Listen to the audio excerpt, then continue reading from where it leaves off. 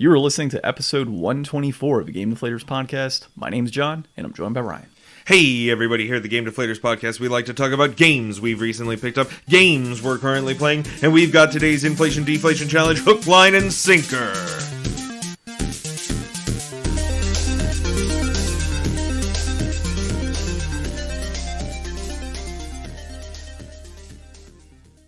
So, this week, we are going to be playing... Let me go back, because I'm not going to be able to pronounce the damn name correctly, Ryan. It's Umihara Kawase Fresh.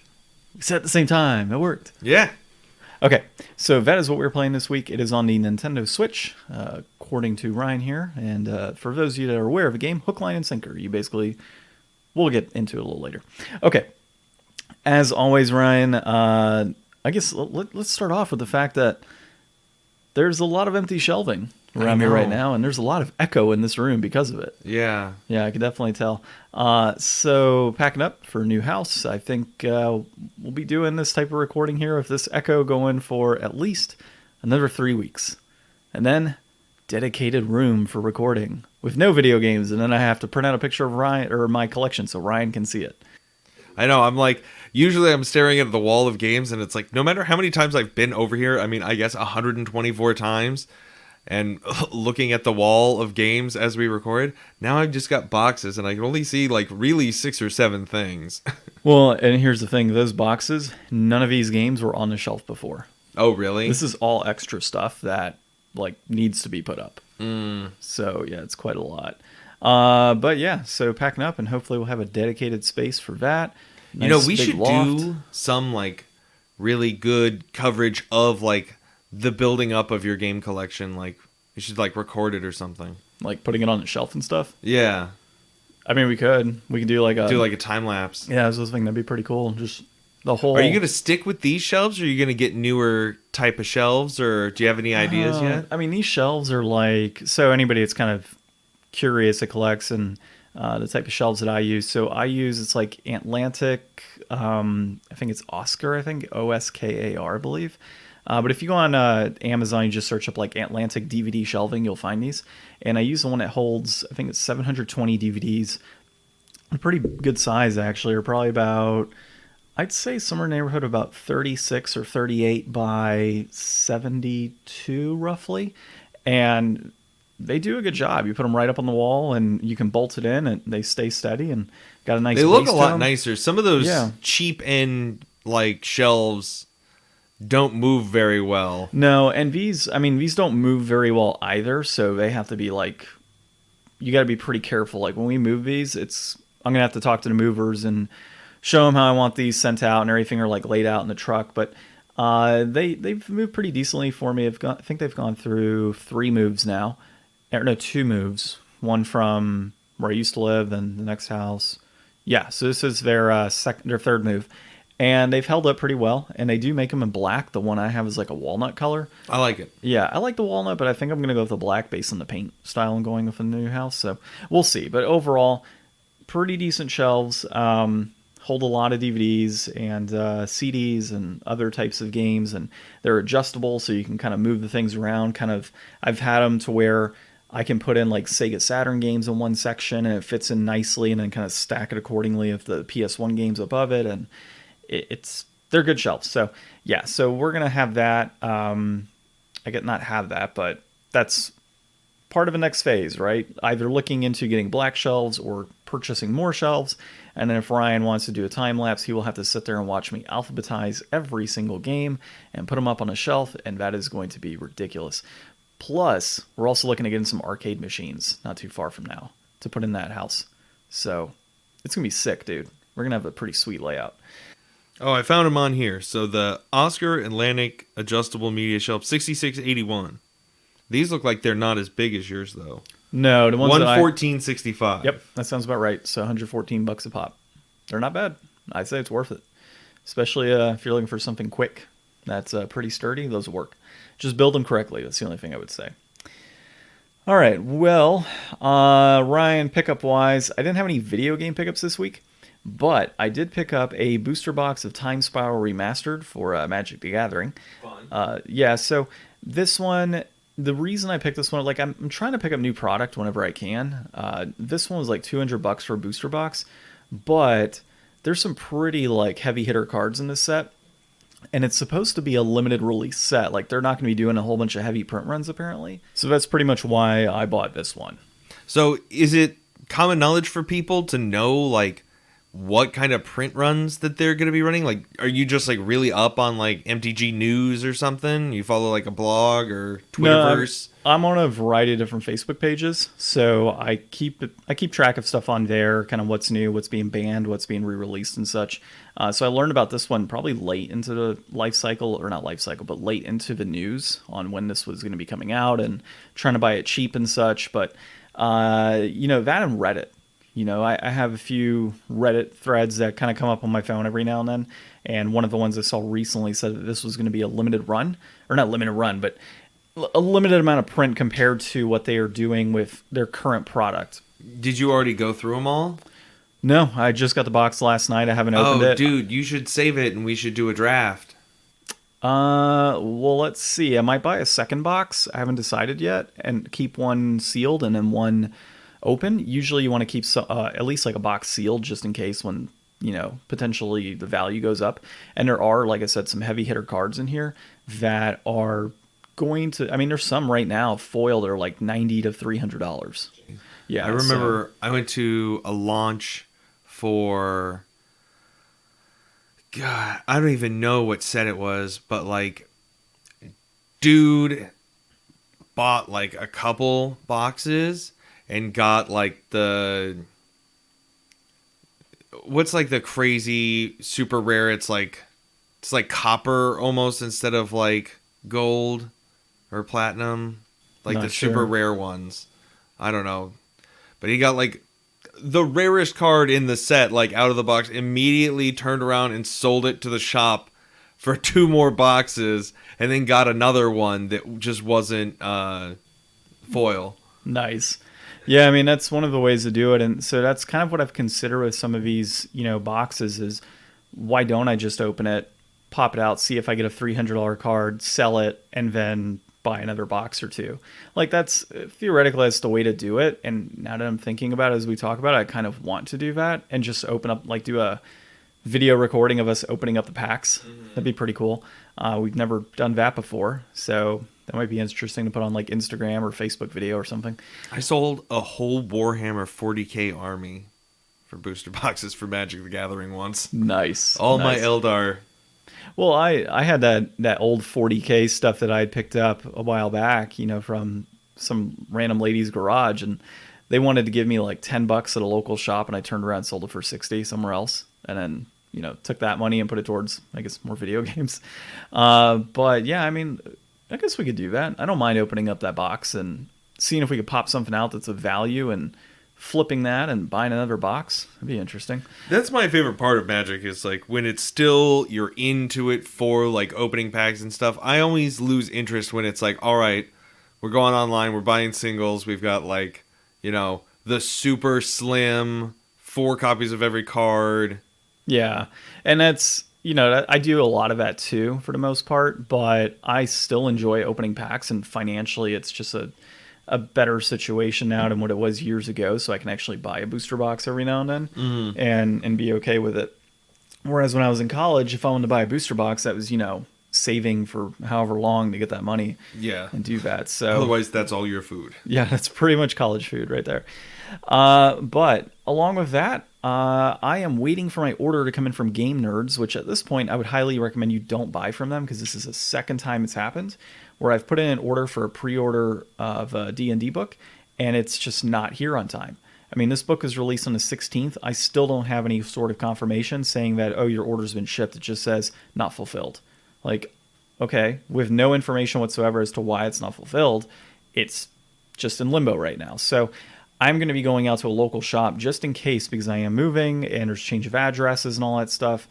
I don't want to deal with a situation where this book potentially gets lost in the mail and then we're dealing with that whole situation. So Candlekeep Mysteries came out for 5e, and it pretty much takes the entire area of Candlekeep, and it has like 15 side quest type things or, mini campaigns that you can run. And so or I guess one-shots technically. So I'm going to look to get that with the alternate cover at one of the local shops here and have that in hand for my existing campaign with Avernus that I have everybody doing. And by the way, I have to tell you, I put the entire group yesterday against a barbed devil and completely wrecked them. I was probably going to be pretty close to throwing out a TPK last night based on what I was doing. And that's that before I was like going through and like figuring out what I wanted to do with this, like they're under this villa basically in like this sewage type area, and they're trying to figure out, and they become murder hobos, by the way. The whole group has. So I'll go into that in a second. But I wanted to throw 2 barbed devils against them and then this like big baddie. And I was like, well, let's not do that because like I don't know where they're going to be in terms of HP based on the existing battles they're doing. So let's kind of hold off at that point. So I think I knocked each of them down probably once a piece. Everybody went down except for Justin because he just had like, he had his Shield of Faith on, and then some wild magic turned into them having a unicorn summoned within the actual battle. So he got another shield added to him. So the guy was rolling around with like a 22 AC last night in his battle. There was no way I was going to hit him. And so, yeah, they just almost TPK'd. They went through this whole like crazy situation and knocked him down several times. But the murder hobo part came when there was a room filled with like 10 cultists, and they decided that they were going to use a mage hand to pour flasks of oil all over the room, manacle one side, go to the other, light it on fire, then bar it, and have 10 cultists that were in their sleep burned to death. Nice. I was just like, okay, roll for stealth, roll for this. They were just getting like 15s and 20s all night long. I'm like, all right. Are they already in hell, or are they trying to get to hell? They're not even. They're still in Baldur's Gate. Okay, that's a good way to get to hell, though. Oh yeah, for sure. So, and then I loved it because what ended up happening is when they had that battle with the big baddie, she just like looks at them and is just like, "See you in hell," as she chokes on her blood and then she passes away. So I just can't wait to like bring her back into the fray down the road when they're in Avernus. There's so many like cool things that we can do with this campaign, but. Yeah, they become murder hobos, dude. It's actually kind of scary. Some of the crazy things that they've come up with. They like chopped off a guy's manhood recently as torture, which was kind of shocking to me that they went through that way. And yeah, it's become kind of scary. But yeah, regardless, I'm going to get Candlekeep, and when I get that, I'm going to create kind of a side quest mission for them within Candlekeep to really extend the length of this campaign, because I don't want it to be so linear to where I'm just kind of going through with the book. So I am homebrewing some things here and there, and I'll utilize this as a homebrew option to give them, like a special magic item or something within Candlekeep. Cool. So, but that's where I am at on current pickups, which I took a long time on that. And currently playing, I'm still playing Apex Legends. Level 112, 114 now. And started playing Horizon a bit, and I'm enjoying her. God, I'm averaging nowadays, in a good match, I can get 4 or 5 kills, no problem. Nice. Yeah, so I'm getting that point where I'm pretty comfortable playing. And your KDR is going way up. It's now 0.62 consistently. It had dropped to like 0.6 and 0.59. It just doesn't help to Justin every time I play with him. He hot drops us every damn time.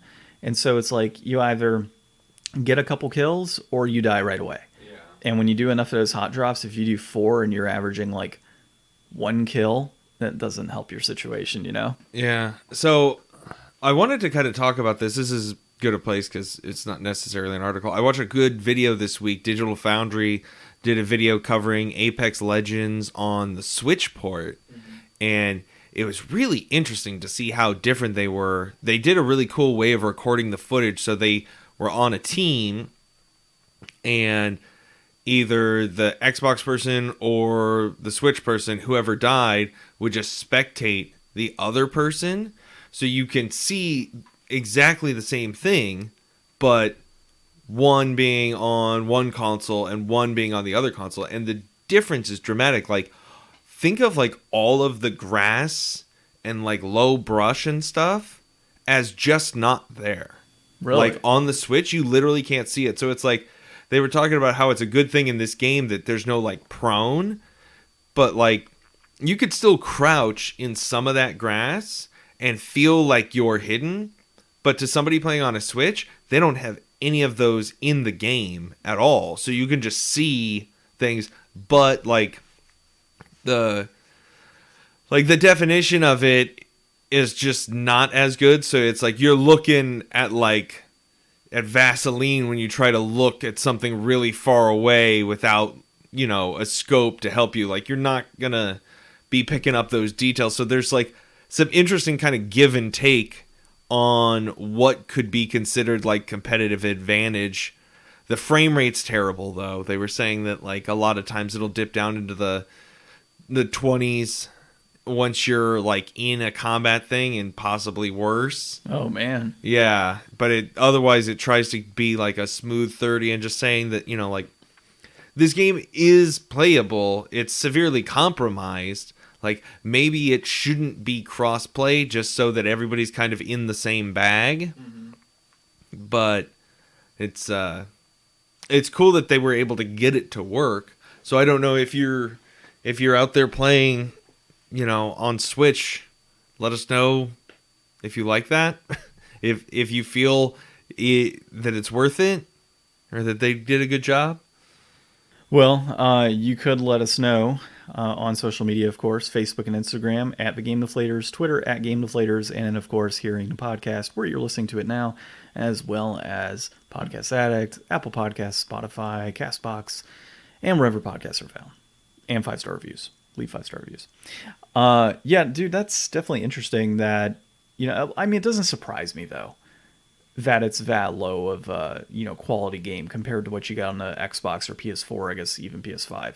It does not surprise me, but I do think that is an issue, though, if you're a Switch player, like, and you're trying to play against people on Xbox and PC and PlayStation, it's just not going to be a good time. Well, and we'll see what happens when they come out with mobile. Oh God, yeah. I mean, maybe mobile and Switch will be cross-play compatible, and that's Switch it. Pro. Yeah, well, Switch Pro, I mean, whenever that happens, yeah, I think that'll be better. We'll see. And, I don't know if you saw, we didn't talk about it last week, but NVIDIA has stopped making the chip that goes into the Switch. So I think it's a Tegra chip. I don't remember something the name. like that. Yeah, I remember hearing people talking about that. So, I mean, that right there is an indication that Nintendo is going to be going into a new direction anyways, because they kind of have to, right? If that chip is not manufactured anymore, yeah, they have to go through with a new console. Or they're just going to have a new chip. Yeah, a new chip, which, of course, if you're going to have a new chip, you're likely going to make some additional upgrades, most likely. Mm-hmm. I mean, well, I guess it depends on the chip. If they got an equivalent from another vendor, like an AMD. But that being said, that's where we are with that console. You didn't pick up anything, right? Who are you talking to? I'm talking to Ryan. Who are you talking to? Are you playing anything? No. Oh. I know. I did notice that you guys are playing Life is Strange, but I figured that was your wife. Yeah, that was Bree and Megan. Yeah, that came up last night when I was playing. So, all right. Well, this week's articles, of course. Again, we don't have trivia this week. It's just been so hectic for a while now. A PSVR 2 release date, price, new controllers, leaks, and latest news. We'll talk about that. Play at Home 2021 update. So the 10 free games that you can download now or coming up this spring. And then Apple's Cook and other executives to testify in the Fortnite trial. So it's been a while since we talked Fortnite and Apple and Epic, but we'll talk a little bit about that. And then we've got our inflation deflation following that. First one being the PSVR article, dude. So this is Mike Williams and Imad Khan at Tom's Guide. And, dude, I'm stoked. Like I told you a while back, I would not be buying the normal PSVR because I was waiting for a wireless type headset to come out with better controllers and just a better situation in general, and that I would want it to be, on the PlayStation 5. That was what I was looking to do. I'm sticking by that. I have no intentions of buying the other VR still, and, as soon as we get this VR 2, I will be trying to buy both the PS5 and the VR together, of course, if I can find it. But the good thing is based on what we were reading here, they're looking at potentially 2022 to release the PSVR at the earliest. I hope by then we have, some better supply chains going on and we can pick up a PlayStation 5 at the same time. That being said... At the same time? You're going to go drop like $1,000? No, I don't have to drop $1,000. That's your bet that it's going to be $1,000. The PlayStation 5, I could pick it up for 500. Well, I guess it would after tax. So 500, and then they're anticipating probably about 400 for the release of this console, which would bring it in at a cool $900 pre-tax. So Ryan, that is under your $1,000. Yeah. Silence. Yeah, I mean, so the original PSVR launched at $499. Yeah. So, I mean, they're saying in the article that they don't think that they're going to price it that high, especially considering what like Oculus is going for. But I mean, Valve Index is like It's $1,000. $1,000. Yeah. And I mean, I think this is a bold starting point for them to go into PSVR 2 with, is launching with the controllers first.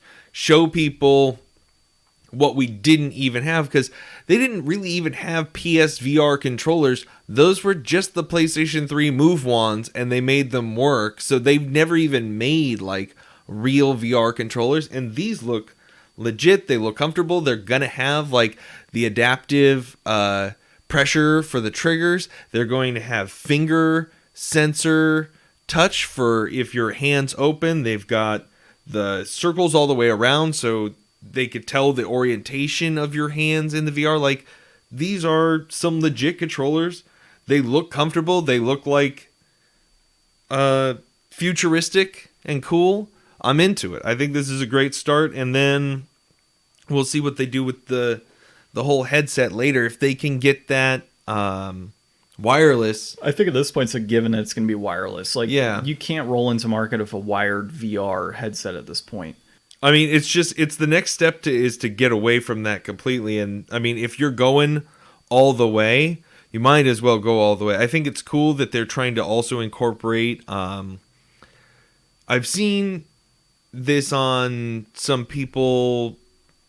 I can't remember what they were playing. I think they were playing Star Citizen. They had the eyeball tracker.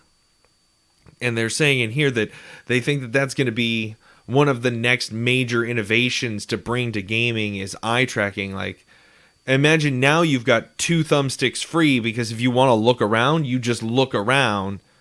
That's one of the whole jobs of one of the thumbsticks that we've been using now. So all of a sudden, things open up a lot, and things get way different as far as what you're capable of doing quickly and in real time yourself versus what you're having to, go through a control input to try to replicate and get some kind of idea, because it'd be so complex in a game to be able to like turn, move, duck, look up, shoot, strafe. Like, when you can do most of that just with your own body, head, and eyes, now you're gaming on a whole nother level. So they want to throw all the tech in here. They want to put a rear camera on. They want to put a bunch of cameras on the outside for pass-through. If you've ever used VR and you've noticed how you have to take the helmet off like whenever you want to see something, or like it'll be really nice if they have a game where you look down at your hands and you can see like the buttons on the controller, in a certain time, so you know what to hit without having to look at the controller. Like, having like a dedicated button where you could just turn on like a pass-through view would be really handy. Especially, it's like VR's fun to do in a group setting, because you could play all these bizarre games, and it's like turning to look at somebody on the couch and being able to like see them, Mm-hmm. And also it could incorporate it into gameplay. Like, there's all kinds of things you could wind up doing with like AR, VR kind of merged together due to like pass through like that. Well, and technology is getting to a point where it should be there anyways, because I think like Microsoft has like augmented reality type stuff regardless, where you can see like shapes and different objects within like your everyday view, and they just kind of come up on the lens. Like I've seen that in the past with them. But also, even speaking technology in general, have you seen, I've gotten like notices for them for like investments to be able to jump in, but there's a company that has like this treadmill type thing. Oh, like an Omnitread? Yeah, where you're like strapped in. Yeah, you're strapped in, and, it's got, and like, you can this move around. Yeah, and you can duck and you can jump and all. Dude, it's crazy where we're at nowadays. Like, 15, 20 years ago, hell, even 10 years ago, I wouldn't have pictured that we were going to be at this point with that type of technology, to be able to do like Ready Player One crap. You know, Oh, like it's approaching. yeah, I am, And it's almost commercially viable. yeah. At this point, Zach's looked into getting one of those before. yeah. I mean, I've been looking at investing, but also I think it's only like $2,000 is what they're going to be starting at, $2,000 or $3,000, which I mean is quite a lot for a lot of people. But at the same time, if you're looking to get VR and a PlayStation 5 at $1,000, what's holding off a couple more years to save up another couple grand, you know, to get? Well, what's a regular that. treadmill cost? Well, it depends. It could be anywhere from like $500 to $2,000 or $3,000. So, I mean, you know, if you're thinking about it as being more than just a gaming accessory, Yeah. you know, if you look at it versus what the cost of buying a treadmill would, you could at least subtract that. Now you're only paying $500 to $1,500 because you're getting that treadmill kind of cut off the top. Yeah, I agree. But yeah, with this VR, dude, again, I'm super excited about it. I've got a whole bunch of PlayStation 4 VR games that I picked up over the last few years, and I continue to pick those up whenever I can. And I've just been stocking up, dude. I'm excited. I can't wait to jump on some PSVR 2. Well, and they're starting to release PSVR games on more often on PS Plus, right? There was just a VR game last month, Maquette or something. I don't remember offhand. Speaking of which, I got to pick up those games for March. I haven't downloaded them yet, including Ratchet and Clank. No, I mean, I'm not entirely sure on which one was released recently, but I am going to continue to pick up PS4 VR games and eventually PS5 VR games and just stock up, dude, because that's where the gaming is going to be, I feel, in the next few years with PlayStation, is that VR mode for a lot of those games. And it's as long as they can handle, you know, dealing with the motion sickness component and making sure that that's a non-issue, I'll be buying it like right off the bat. I'm stoked. All right. Well, speaking of VR games, we have Speaking of free games and VR games. If my mouse would go over there, I can scroll down. We've got Play at Home 2021 update, 10 free games to download this spring by... Now, I didn't know this, but this was on the PlayStation blog, and so this was written by Jim Ryan, president and CEO of Sony Interactive Entertainment. Now, being in marketing, I will tell you, Jim Ryan did not write this. Okay, that's what I figured. I was like, the CEO wrote this blog about the 10 free games that they're giving away? Like, I think he would have better things to do. Yeah, no, he didn't write this. There's some guy in a department whose job this is to write this. That's exactly what it is. So somebody on the marketing team, likely on the PR team for Sony, wrote this up, passed it by a whole bunch of different people to say, hey, here's Jim's blog for the week or the month or whatever we're doing. And then he signs off and says, yep, looks good to go, send it off. And they go through legal and make sure things are good. So, yeah, he didn't write this. If he did, I'd be absolutely floored and shocked that he did. This is a cool list of games. There's some good stuff on here. I've played several things on here or have some knowledge of a few things on here. I've seen some videos on some of this stuff. This is a good list of games. A lot of these games have been on PS Plus. Like, I've got 3 of these games. I think I've played several of these, but dude, they look awesome, actually. Oh, yeah. So this is kind of in line with that same initiative we were talking about where Ratchet and Clank is free right now. Well, they're going to be starting March 25th, continuing on giving away free stuff. So the first game is Abzu. Abzu is by the people who did Journey, Flower, and Pathless. Which, by the way, if you haven't played Journey or Flower, those are both amazing games. And I want to say Abzu was free several years ago on PlayStation Plus. Yeah. So I did beat this. When I was looking, I'm like, this looks definitely familiar. Beautiful game. Underwater, swimming. Yeah, different colors, just different animals all over the place. It does have its like free-flowing puzzle-type elements in a sense that come with it. It was great. I love that game. Enter the Gungeon. Next up, I love this game. I played so much of this game. It's just a really tough as nails, roguelite, bullet hell game. You've got a few different classes that start off different. You've got all kinds of wild and crazy guns and powers and stuff that you get to try to mix and match and create like really interesting builds for runs. It's a ton of fun. It's a great game. It's so hard. Res Infinite was one of the other ones here. I actually want to play this one. I think, wasn't Res on PlayStation 2 as well? I think it was a PS2 game. It might Yeah. have been a PS1. So this does, and this is part of that VR component too. So there's an optional VR mode for this game. Res has always looked pretty sweet. So that's an action shooter, or sounds and shooting, an action type game, and I'm excited to play it. And it's exclusive on PS4. Yeah, I always wanted to play the original Res, so that one should be fun. Next up, Subnautica. Subnautica, if you've been living under a rock, under the ocean, you may have heard of Subnautica, but if you've been living under a rock somewhere else, I don't know. It's a survival game in a crashed ship on an alien world. You're in a big ocean. There's all kinds of things to discover and explore and build, and you try to make a ship so that you can go deeper and explore more and try to get off the planet. Everybody's loved it. It's been an awesome game. It was one of the big Steam early access success titles. It's one I've had my eye on as well. People love it. The Witness is one that I have not heard of, but I mean, this was on PS Plus. Was it? Okay, yeah. This sounds pretty good. Well, it's free now, so I've seen gameplay of this streamer that I watch, Brutal Moose. He played a bunch of this. Yeah, it's a really interesting puzzle game. It's got really cool visuals.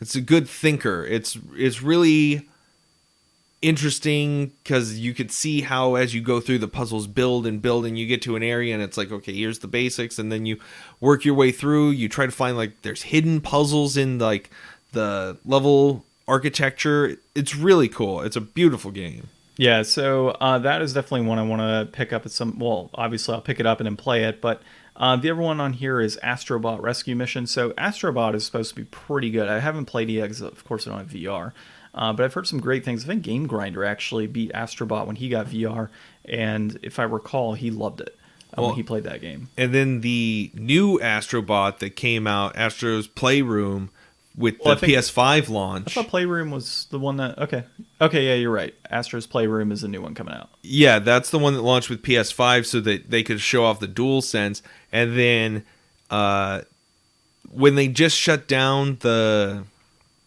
Sony studio we talked about a couple weeks ago, I heard that a lot of that team is going on to further develop more Astro games. Nice. Yeah, I mean... to me, that is likely... I mean, you have Sackboy from Little Big Planet, and of course Sackboy's Big Adventure, whatever it's called. And then you've got Astrobot. I think those right there are Sony's answers to Mario in a sense. If they continue those and kind of keep that momentum going with these games, that'll be their answer, I feel. Let's see. Moss, yeah. I think this is another VR game. I think it's... This is a VR game where it's you're not the little mouse character, you're a god figure looking down at him as he platforms and actions his way through. I remember trailers for this, and I remember excitement about it, but never got a PSVR, so never really got invested. Yeah, I could have sworn I got this game recently. I'm looking it up right now just to... Did they have a hard copy released of this? I mean, I believe so. I'm looking. Yeah, I think I have this game, dude. I mean, it would be right in line with your trying to get all the PSVR games. I don't know. I'm going to be kind of upset if I don't because it's $60 right now. Well, you're getting it for free. Yeah, that's true. But I want it physical, Ryan. Physical copies. Go on, though. Next game. Next game, Thumper. I've not played this. I watched somebody who did a review and said that this is a heart-pounding, awesome game, and you just get so into the rhythm and the feel of it. It's got crazy out there visuals and good music, and just that it's one of those game feel kind of games. I'm disappointed, Ryan. I don't have Moss. I don't have Ross. The next one I think is it Paper Beasts? I think. Yeah, so that one looks pretty sick too, dude. And dude, I love these types of games, that type of style of coloration on the animation and such, and it's just unique. I mean, this one again is more of that. Yeah, it looks like a lot of what they're giving here is more puzzle-based games, but this is just kind of a shaping your environment, going over different obstacles, and just figuring out various puzzles in this wild ecosystem type game. And I've never played Dust, but did we do Another World at some point? I don't think we ever did. Okay. Yeah. I know I've seen somebody play Another World in a Let's Play before. Yeah, and then one of the other games that has noted on here is Horizon Zero Dawn is apparently going to be free. It looks like April 19th as well. So if you haven't played Horizon Zero Dawn, I absolutely loved it. It's definitely worth picking up, so check it out. And that'll be the complete edition, too, with all the DLC and stuff. So that's a huge pickup. Yeah, and the DLC on that game is fantastic. Like, that's the first time I actually wanted the complete DLC, and I loved it. They're also giving away some temporary subscriptions to Funimation or Wakanim. Mm-hmm. So if you are interested in anime, you can get some of that action, too. That's pretty cool. I mean, you know, who's going to blame anybody for giving away free stuff? So good on you, Sony, for giving away some free stuff, especially, you know, everybody seems like they're trying to give away more and more free stuff nowadays. Like, Xbox is doing stuff, Epic's always doing stuff. Like, it's kind of a good era for low-budget gamers to be able to get, like, access to legit stuff to play through. Yep, I'd agree. Well, let's see. And I think part of this is, like, their way of, you know, with the pandemic and everything, even though it's kind of subsiding here, is to keep people at home, you know, give them these free games and give them something to do. And I like it, man. I wish I would have done this a little earlier, like last year. All right, next thing, and we could probably be brief on this one, is Apple's Cook and other executives to testify in a Fortnite trial. So this is by Mark Gurman at Bloomberg. And really what we're looking at here is just, you know, we talked about this a long time ago. Epic wanted to go ahead and pretty much reduce how much they were paying to Apple, so they created their own little payment system so that way they could try and avoid fees through the Apple App Store. What ended up happening is Apple's like, that's a breach of our terms. We're going to remove Fortnite unless you correct it. Epic didn't correct it. And so they removed a whole bunch of Epic games, and they removed Fortnite from the Apple App Store, thus removing really a lot of the revenue that could be generated by Epic on that front, as well as Apple, because, you know, they're not going to get those sales. And then, you know, I don't think there's any updates that are occurring now for those games because they've been removed. So that's kind of where we are. And the trial is, of course, kind of building up at this point. And named on there were a number of, you know, well, you had two CEOs, a number of like higher C-suite executives that are going to be set to be witnesses and testify during this trial. So it's really interesting to see it. This is starting to kind of pick up.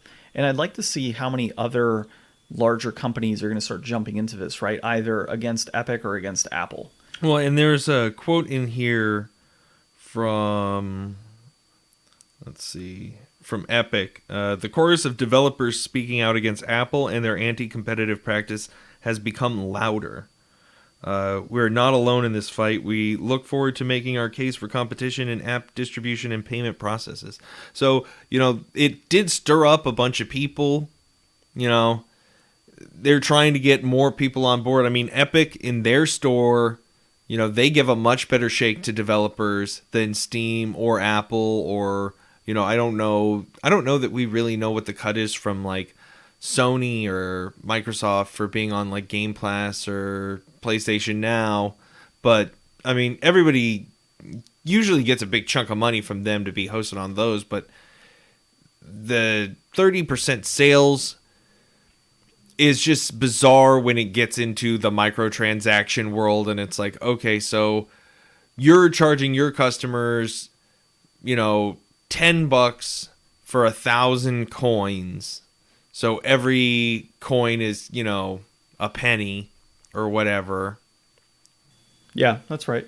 So, wait, yeah, that's right. That's a penny a piece. So that's actually upcharged because you're only getting 70% of that revenue because Apple decides that just for hosting the sale, they get $3 from that. So it's like the amount of money that they're making on these microtransactions is absolutely ridiculous when they're really not involved in any part. Like, they didn't make the game. They don't, you know, provide any extra value to the player. They're literally just there to skim off of every time somebody pushes the pay button.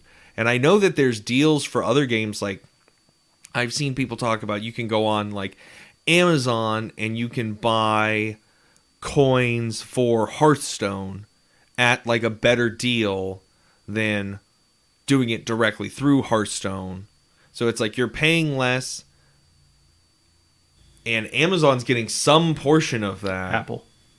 Well, no, but in this buying Hearthstone coins on Amazon, like Amazon's getting some portion of that, but you're already paying less than what you would pay just to the main distributor of the game themselves. Well, it's kind of like when you set up those, God, what's that company called? That you can put like coupons and stuff on there and like buy tickets. And it's like, oh, buy 2, get 1 free tickets. I don't remember. Oh, you know what I'm talking about. It's yeah, like yeah. Some web Groupon. Yeah, Groupon. So Groupon is like one of the worst offenders on this crap. So basically, like they force you to sell products. Like you host it on there. And from what I experienced, they would take a part of a cut as well. But you would have to say, oh, well, you have this item that's normally $100. Well, you have to hit a significant discount on our website, like say 25, 30% of the value, and then show that that's what it was valued at. So, for example, if you had, say, tickets to a show that you were hosting, and each ticket was $50 a piece normally, you would have to host it on Groupon for, say, $35 a ticket. And you would have to show that, hey, on our existing website, that's the price that it's going for. It's $50. We're doing it for $35, and then Groupon's supposed to take a cut of that on top of it. Like, I can see where some of these, you know, developers and companies that are wanting to host their stuff on like Apple are just like, screw this, like it's way too much money. But at the same time, and even Amazon, but at the same time, you do have to look at it from the aspect of you are hitting their audience. So however many millions of users. Yeah, it's the access to the... Yeah, you're accessing a ton of people. And if you don't have that, and if you don't want that access, then you're... Well, I just hate how much it makes the consumer have to pay. Like, we should be able to get a way better deal than 1,000 coins for $10 if 3 of those dollars is going to a completely different company that we're not buying the skin from. Yeah, they're not hosting the game in any way. We're getting no real benefit from that. Like, the transaction benefit is for, you know, Epic or whoever's hosting their game here. So it's like the consumer should be able to get like 1,000 coins for $5 if Apple would get the hell out. And that's who, like, you know, as much as Epic is trying to really paint themselves in a good light here and trying to be like the underdog through all this, like when they came out with like the hashtag free Fortnite and all that stuff, like they're being very underhanded and manipulative here, and they're not the good guys by any stretch, and they're not the little guys either, because they're also a billion-dollar company. Yeah.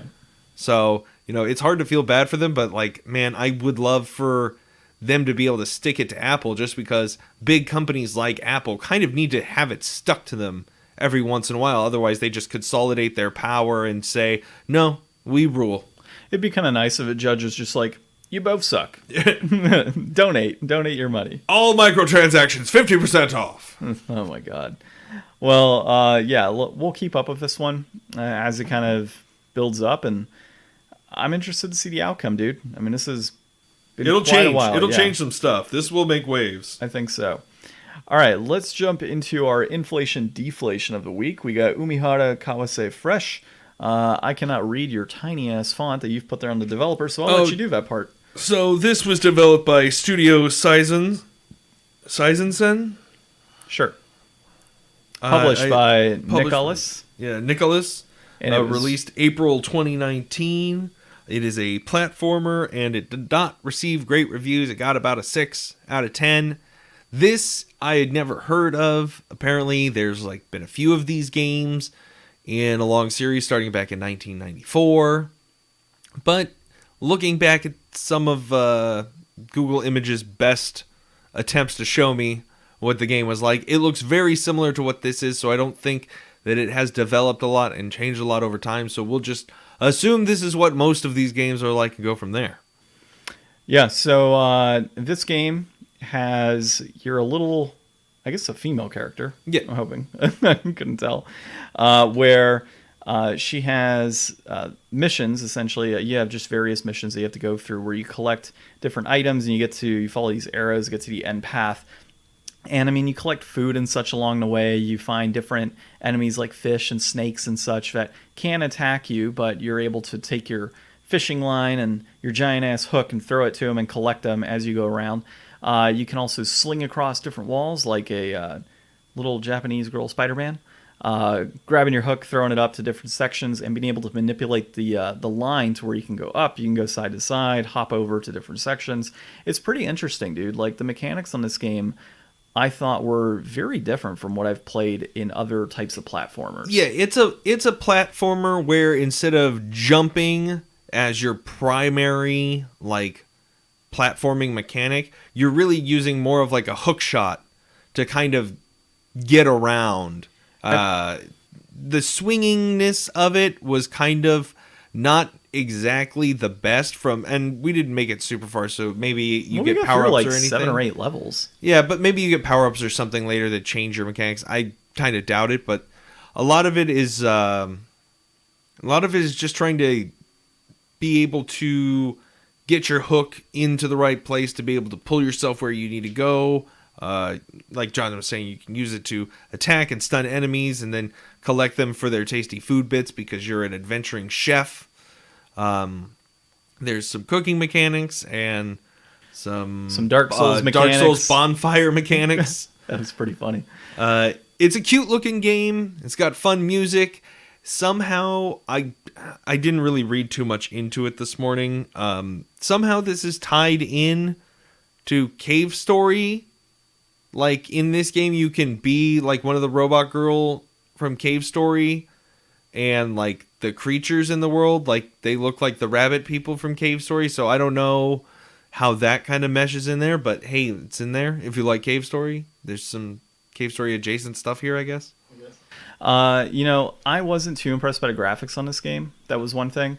I think you said it's on PS4 digitally. I don't know if they have a physical version, but I have the physical version for the Switch, which is why I bought it, because it's physical.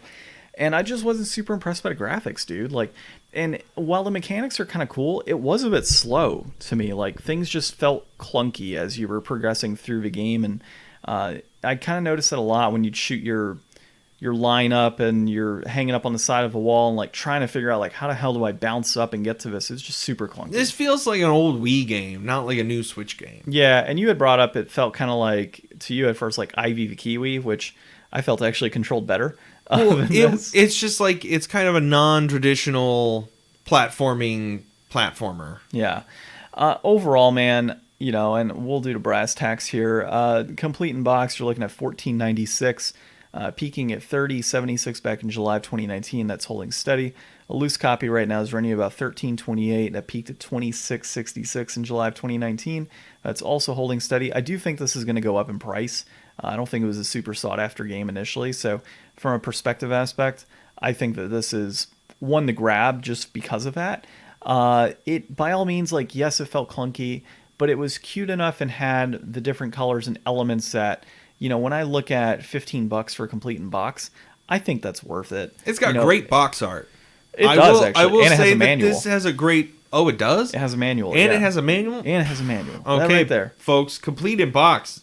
Get it. Actually complete in box. Yeah. But yeah, $15 if you can find it for that price point. I think it's a great game to hold on to, see if it goes up in value, if that's your thing.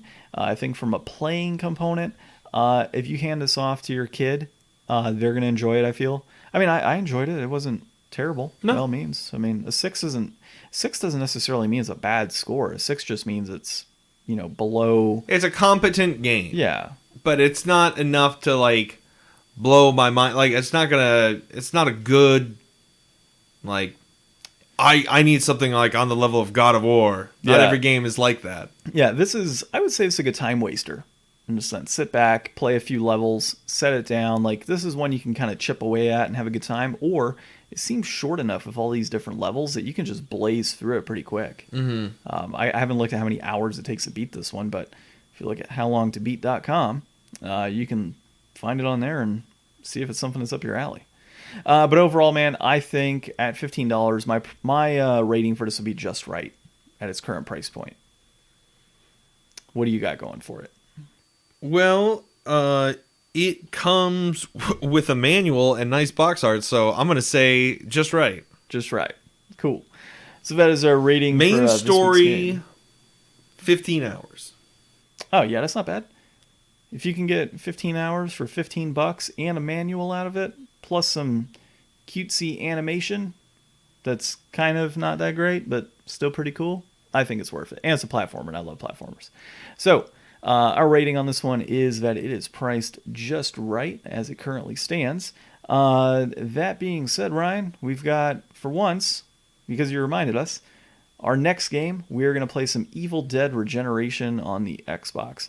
So I had seen an article or something pop up recently, a headline that just said the newest Evil Dead was going to be recorded or was being recorded right now in New Zealand. And I saw Evil Dead sitting in one of these totes and figured that's probably a good game that we could jump onto. So we'll be catching that one next week. That said, Ryan, I know normally we wouldn't say this, but we got a second episode here to record for future reference. So keep an eye out. Down the road after you hear this episode, we'll have an episode on some underrated PlayStation 2 games that Ryan and I have selected that we've played in the past and enjoyed. So that'll be a future episode coming out here pretty soon. Well, that being said, my name's John. I'm Ryan. And thanks for listening.